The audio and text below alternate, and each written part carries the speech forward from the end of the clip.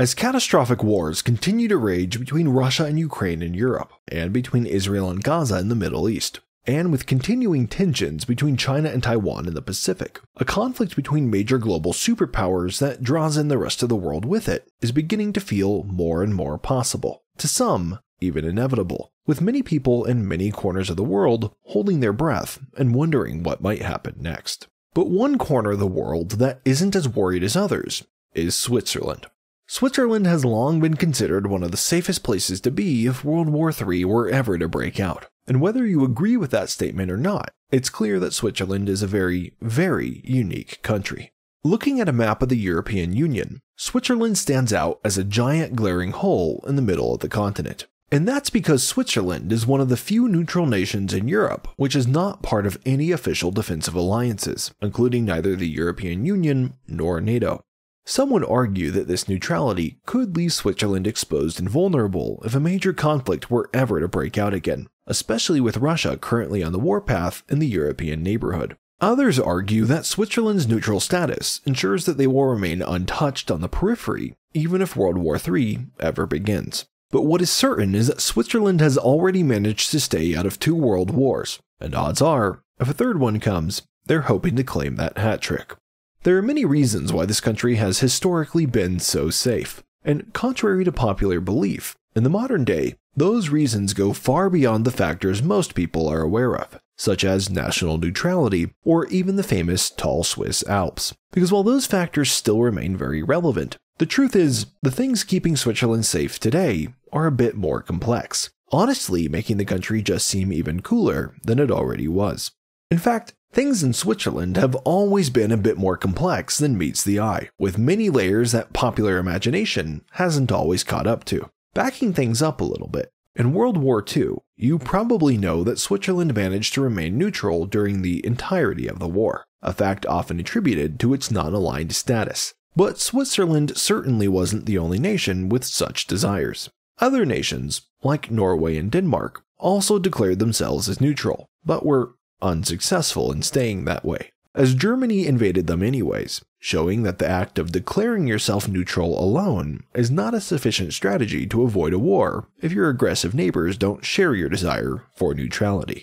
During World War II, every nation that bordered Germany was ultimately invaded and subdued.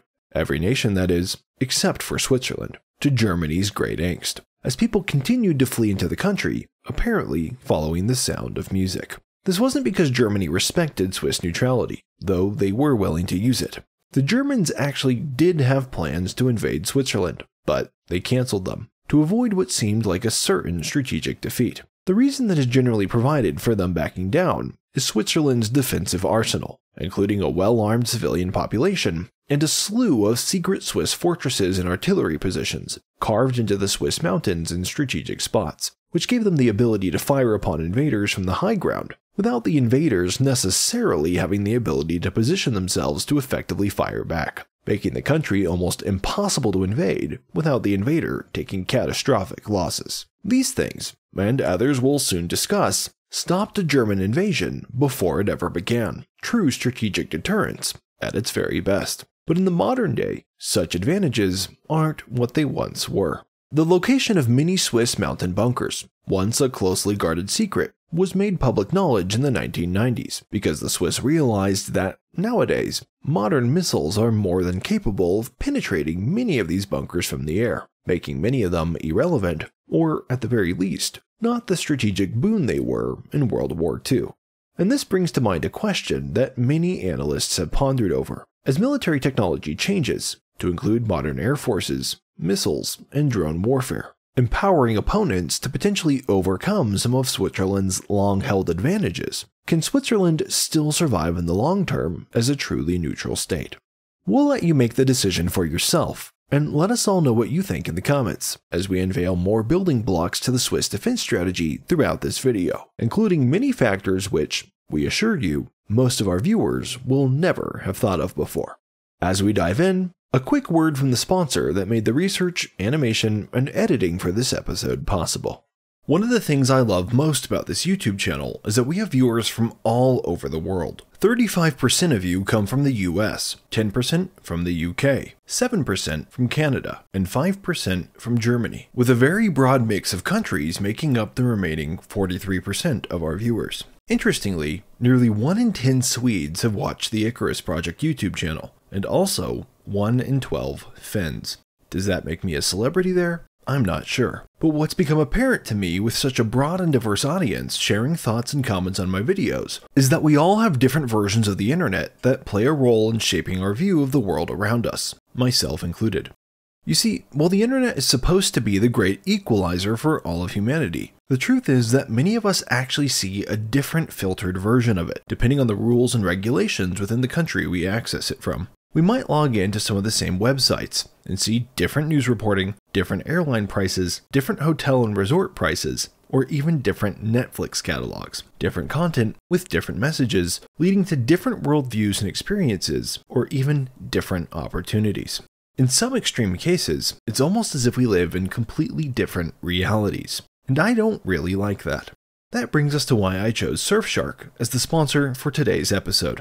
Surfshark is an app and browser extension that allows you to virtually place your computer or phone anywhere in the world, so you can privately access the internet as if you were actually in a different country. This lets you access and unblock websites and content that you may not usually have access to, even including different Netflix catalogs, if your Netflix catalog is starting to feel a little stale. What's even better, to protect you while you're browsing, Surfshark also encrypts your online data with the same level of VPN encryption adopted by the US government, adding an extra layer of security when you're online. Plus, just one subscription covers an unlimited number of devices. To get you started, I wanted to get you all the best deal possible, so viewers of the Icarus Project can now get 4 extra months of Surfshark on sign up by using the code ICARUS, or by following the link in the description of this video. So head over there now and get started right away. Thanks to Surfshark for sponsoring this video.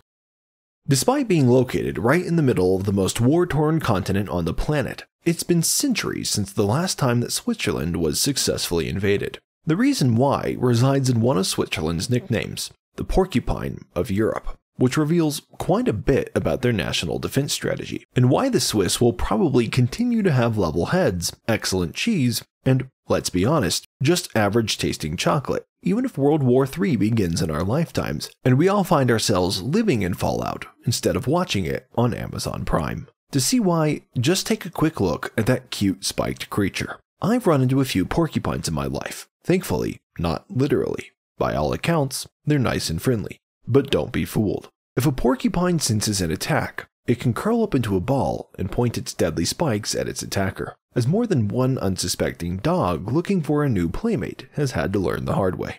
The porcupine's attacker might technically be able to win the fight and overpower the creature, but it will have a hard time swallowing its prey, to say the least, which makes the entire experience generally not worth pursuing. The porcupine's survival strategy, then, is that it is a tougher target to digest that is less valuable than other larger game that is easier for a predator to capture. And because of that, most predators generally choose to leave the porcupine alone, unless there are simply no better options around.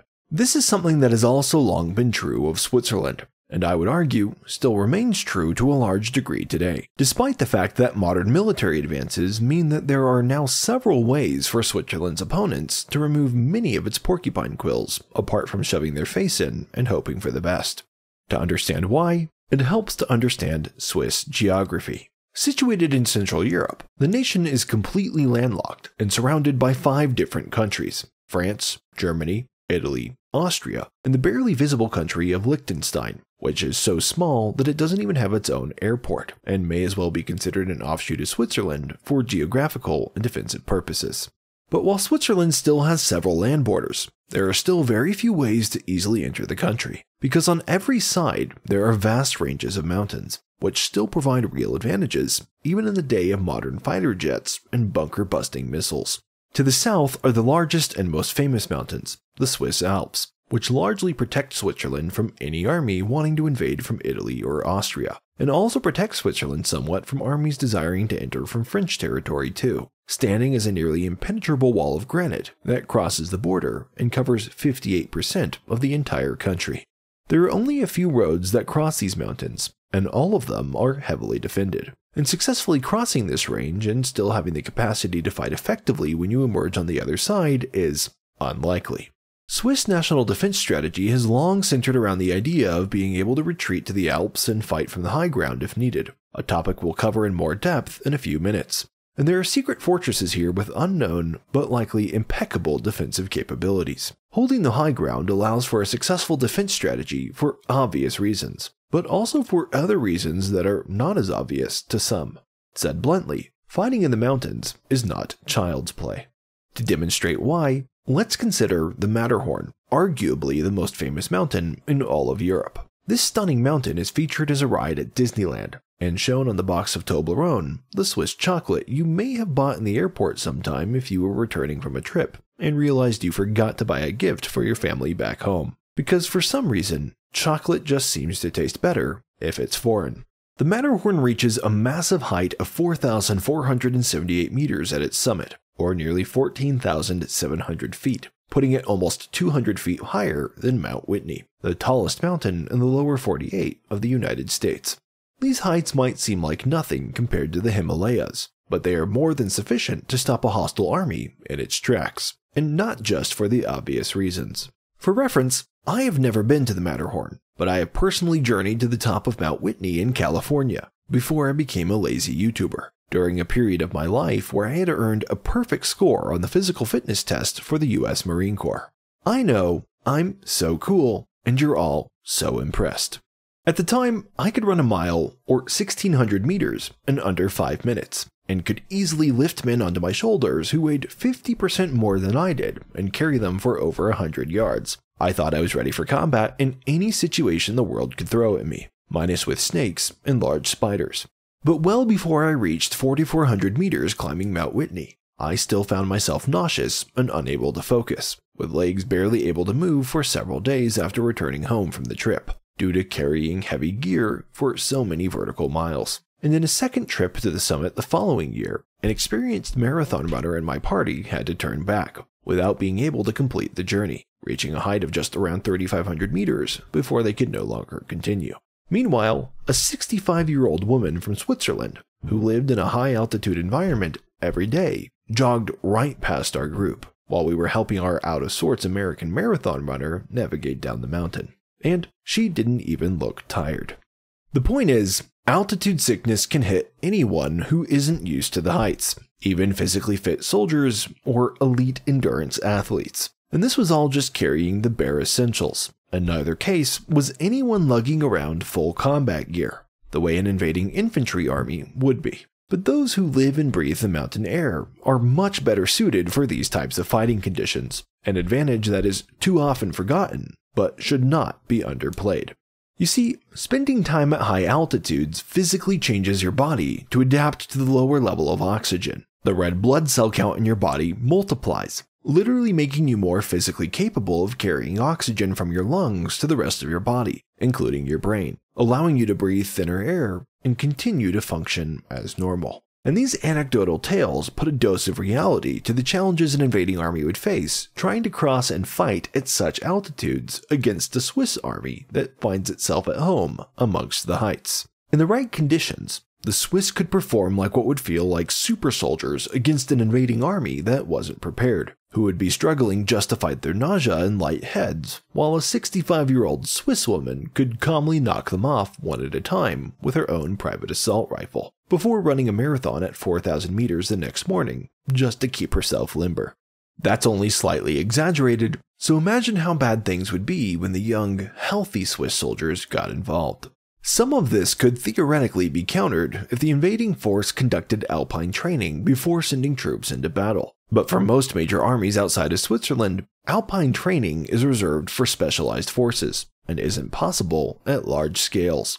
The infrastructure simply doesn't exist to prepare enough soldiers for alpine warfare quickly enough to invade a country the size of Switzerland. By the time you cycled enough soldiers through alpine training to acclimate their bodies, the early batches would have already lost their high-altitude advantage and adapted back to normal life conditions. You can mobilize a large force, or you can mobilize an alpine-trained force, but in most countries, you can't do both. That said, some countries do have large alpine forces, like China and India, who need to defend their respective borders against each other in the Himalayas, the tallest mountains on Earth that make the Swiss Alps look like mere foothills. But in a World War III scenario, even if these nations for some reason opposed Switzerland, they would not be likely to dispatch their Alpine forces there, as doing so would nullify their advantage on their own highly disputed borders, and likely lead to a loss of territory at home. Such is the nature of mountain-trained forces. You never have enough of them available for full-scale invasions, only enough for special operations or for defense. And if half or even 10% of your army goes down with altitude sickness, or simply isn't on their A-game because of it, you're gonna have a hard time winning your battles. By choosing this terrain and preparing to fight in these conditions, the Swiss give themselves a physical advantage, allowing them to hit harder and faster than any invading army, especially in the critical first few weeks of an invasion, while attacking forces are acclimating and still literally struggling to catch their breath. This makes blitzkrieg-style invasions an impossibility against Switzerland. Even in Sid Meier's Civilization VI, one of the world's most popular strategy games, this fact is specifically acknowledged, as having your troops visit the Matterhorn wonder gives them a major advantage in all future battles taking place in the hills. There's a reason for that. And the Matterhorn isn't even the tallest mountain in the Swiss Alps either. The mountain Dom is 4,545 meters high, and the Dufourspitze reaches a peak height of 4,634 meters, a height equal to roughly 80% the size of Kilimanjaro. And while the Alps serve as a wall of granite in the south, protecting Switzerland in the north is another range of mountains, the Jura Mountains. These are not as high as the Alps, but 70% of this range is covered in forestry, presenting a set of challenges of its own. Since the forest and mountains make the movement of a large army of tanks impossible, any invasion here would need to consist largely, or even primarily, of infantry. Soldiers would need to come forward by foot, traversing difficult terrain and potentially facing freezing nighttime temperatures even in the height of summer. What's worse, the nature of all this mountainous terrain, with widespread slopes and narrow valleys, makes it incredibly challenging to deliver a coordinated large-scale attack that could overwhelm defenses. And even if an invading army wanted to try, they would be easily spotted along the way, giving the Swiss plenty of time to prepare and respond.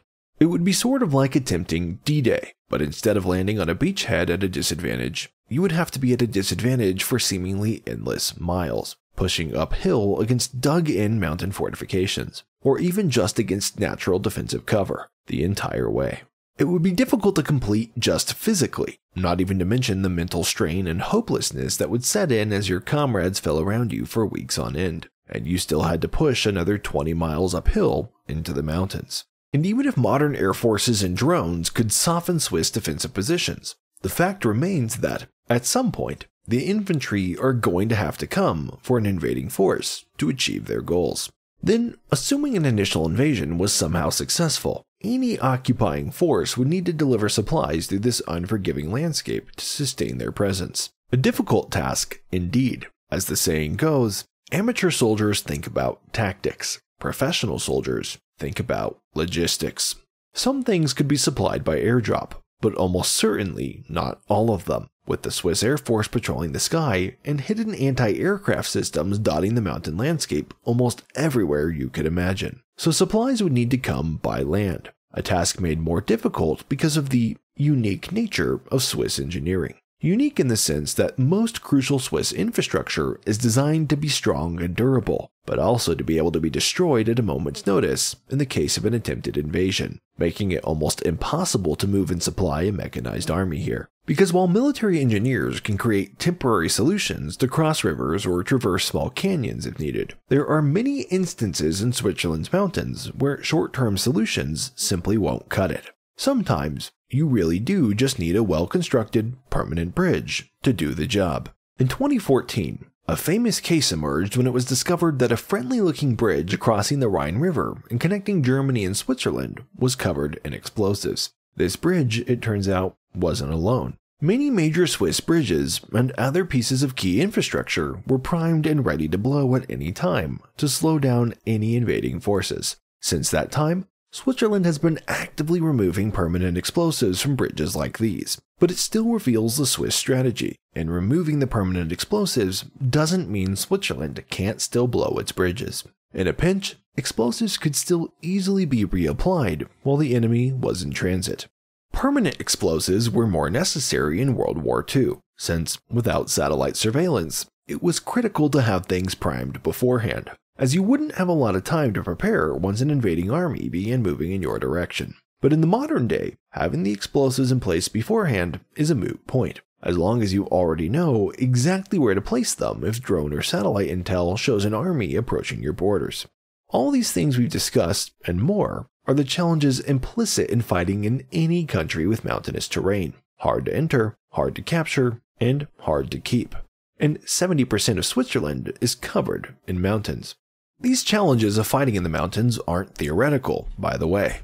In Afghanistan in the early 2000s, for example, mountainous terrain was used as a strategic holding ground for the Taliban to hide from the US military. Even the United States did not have enough soldiers trained to operate at high altitudes to overwhelm them with infantry presence. So large bunker-busting missiles were needed to draw the Taliban out, and often those still didn't accomplish the desired goal. Things devolved into a drawn-out conflict, and ultimately led to a US withdrawal from the country, where the locals who had been hiding in the hills simply then descended and took back control. So imagine a mountainous country, like Afghanistan, but instead of fighting poorly equipped radical groups, you were fighting a force with the military budget of a wealthy European country.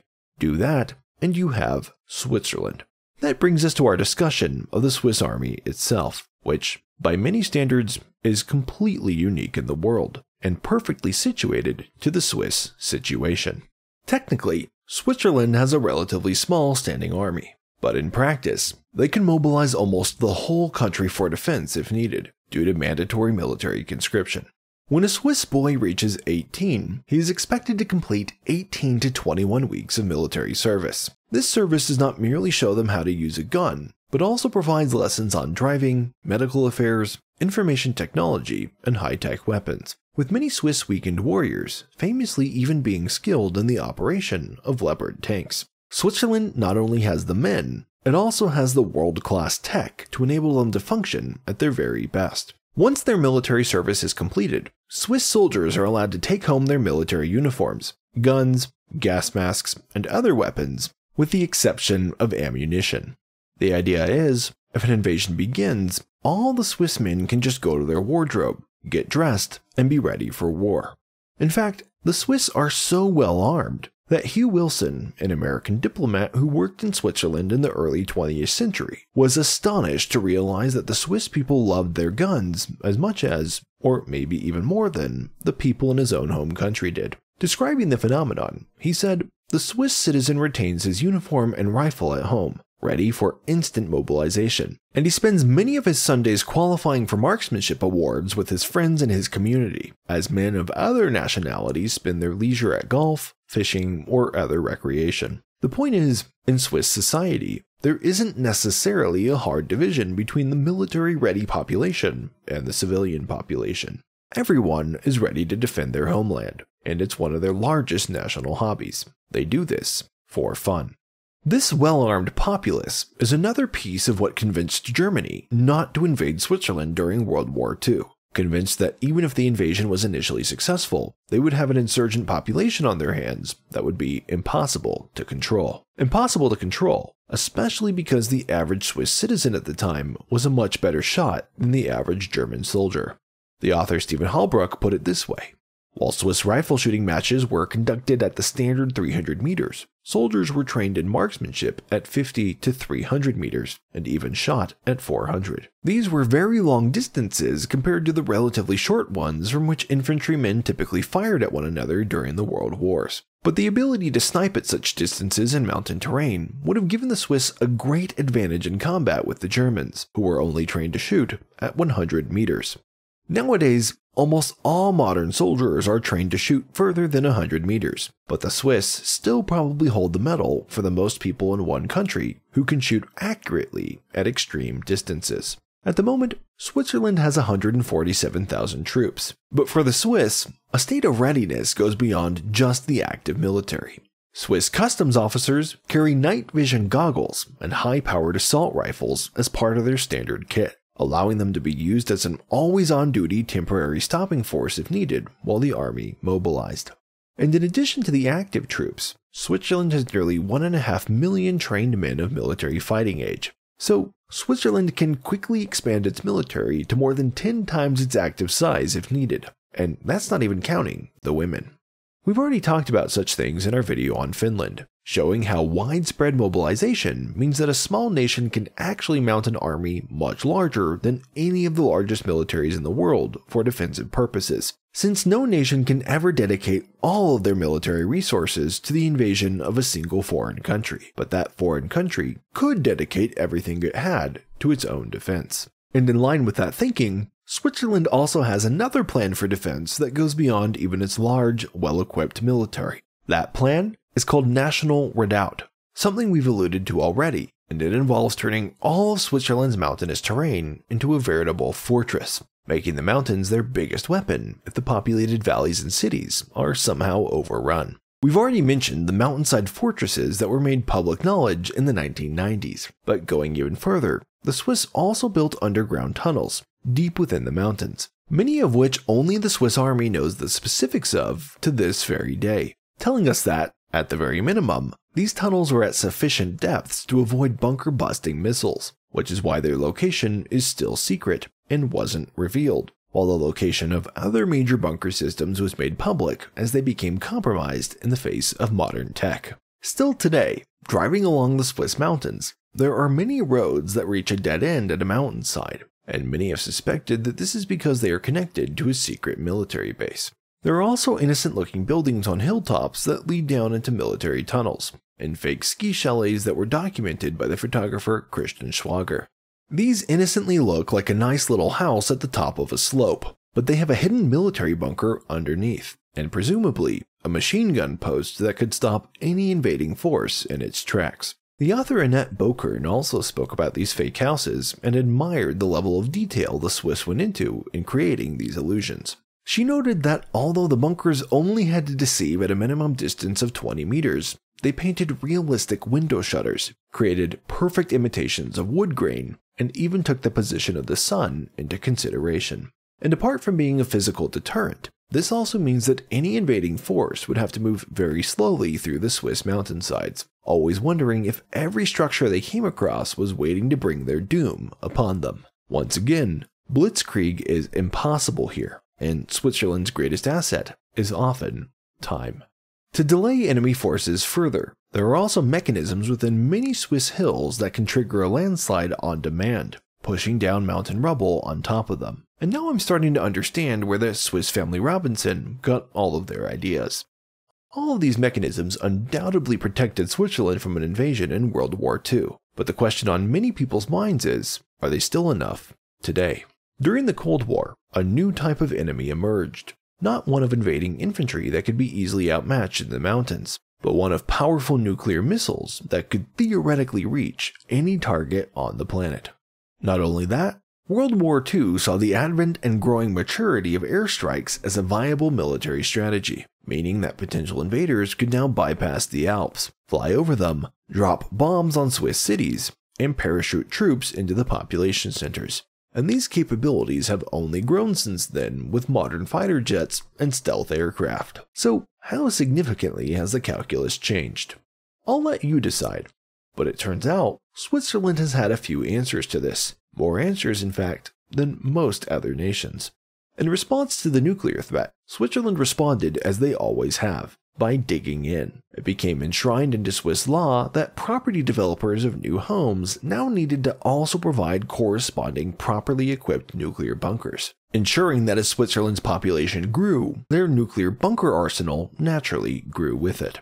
And because of this, and other measures, every citizen in Switzerland now has a sustainable nuclear bunker assigned to them that they can retreat to, which can be quickly reached from their place of residence. These bunkers aren't just mere underground holes. They were constructed to hide civilians, and so were built to a condo standard. They currently contain air filtration systems, emergency power supplies, and water tanks, and they are built so that someone could survive there for months or even years. Many of the larger bunkers also contain hospitals where people could recover during a potential war, and other essential facilities. In 2006, 300,000 shelters could be found in Swiss dwellings, institutions, and hospitals, as well as 5,100 additional public shelters, providing protection for 8.6 million individuals, which was 114% coverage of the Swiss population. So if anyone ever decided to bomb Switzerland, everyone in the entire country could retreat and be safe from the wreckage and potential radiation.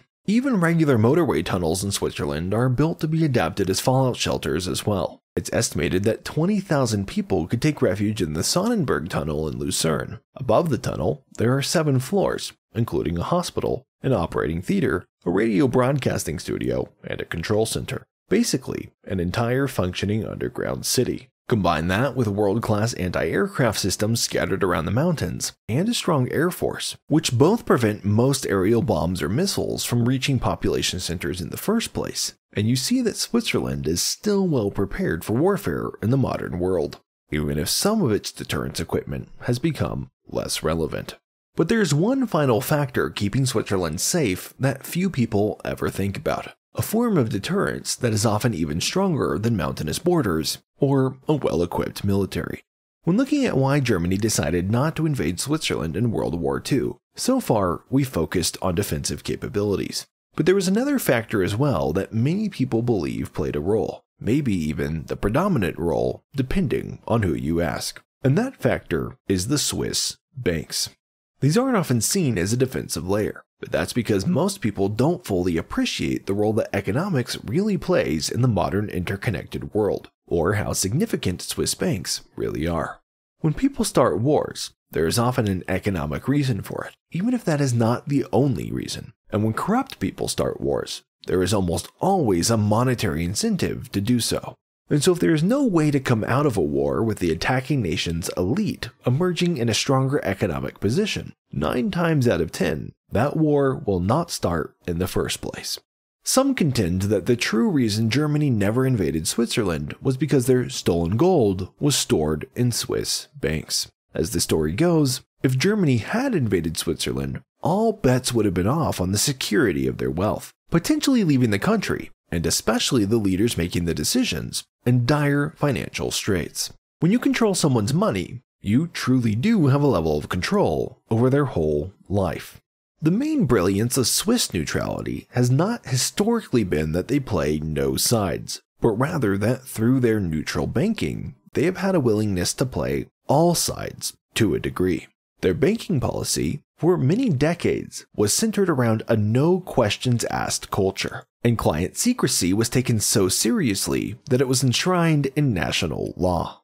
For a long time, no one could find out what was in your Swiss bank account unless you had specifically previously authorized it, not even your own government.